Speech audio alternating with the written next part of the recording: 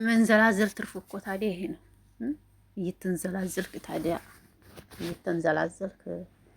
ታዲያ አብርሽ እንግዲህ መኪናውን ይዞ ሄርሜላ ሀገር ገብቶ ማለት ነው። ዛሬ መኪናው እንትን በላበት እስማ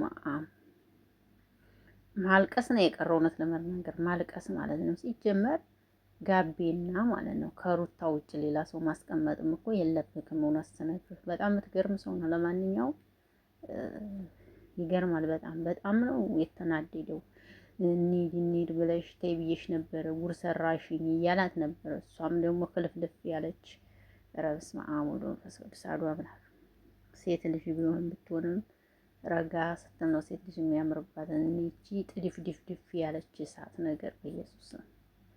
ጥድፍ ድፍ ያለች መድኃኒዓለምን በስመ አብ። ሰላም እንዴት ናችሁ? ደህና ናችሁ? ያለሁላችሁ ደህና ነኝ። ዓለም ላይ ለዚህ ቤት አዲስ ከሆናችሁ ቤተሰብ ሁኑ።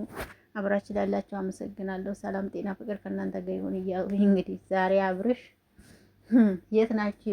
የሩታዎች ደህና ናችሁ? እንዴት ናችሁ? ዛሬ አብርሽን አይታችሁታል? እንባ መውረድ ነው የቀረው ብዬ አስባለሁ። ዛሬ ማልቀስ ይሻለው ነበር። ኧረ እውነት ብታለቅስ ነበር ዛሬ የሚሻለው። እውነት ለመናገር ብታለቅስ ዛሬ አሪፍ ነው ብዬ አስባለሁ። ሲጀመር እርጉዝ ሚስት አስቀምጠህ እኮ ሲጀመር እርጉዝ ሚስት አስቀምጠህ ከዚች ጋር እያልክ መንዘላዘልህ ራሱ እኮ በጣም ነው የሚደብረው። እውነት ለመናገር አብርሽ በጣም እርጉዝ ሚስትህን አስቀምጠህ ከዚች ጋር ዘልዘል ስትል ራሱ ይደብራል በጣም እውነት ለመናገር እና መኪናው የራሱ ጉዳይ የኛ ህይወት ይወጣላለች። እንደዛ ስትለው ደግሞ ብቻ ምን ልበላችሁ፣ እኔ ዛሬ አብርሽ ፊቱን ያየ ሰው በኢየሱስ በጣም ተናዷል። እውነት ለመናገር መኪናዬ መኪናዬ መኪናዬ መኪናዬ ነው መኪናዬ መኪናዬ መኪናዬ አየህ አይደል? ይችን መኪና እንዴት ሆነ እንዲያመጣት ታውቃለህ? ሩታዬ ግና ሩታዬ የስድብ መዓት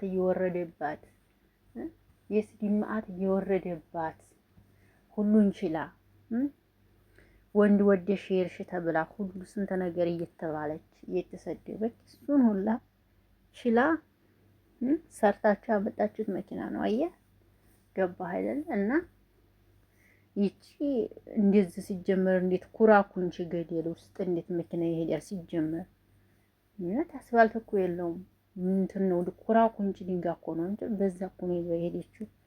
ገደል እንግባም ቢሉ አንተ ተከትለህ ትገባለህ። ሳይህ እንደዚህ አይነት ነገር ነው የምትመስለኝ አብሽ እና ገደል እንግባም ብትባል ተከትለህ ገደል ትገባለህ ብዬ ነው የማስበው። ምክንያቱም እንደዛ ባለበት መንገድ ላይ መኪና መንዳት ራሱ የምትገርም ሰው ነው። ለማንኛውም ሩታዬ ጠፍታብናለች። የሚወደት ባለሽበት ፈጣሪ ጠብቅሽ።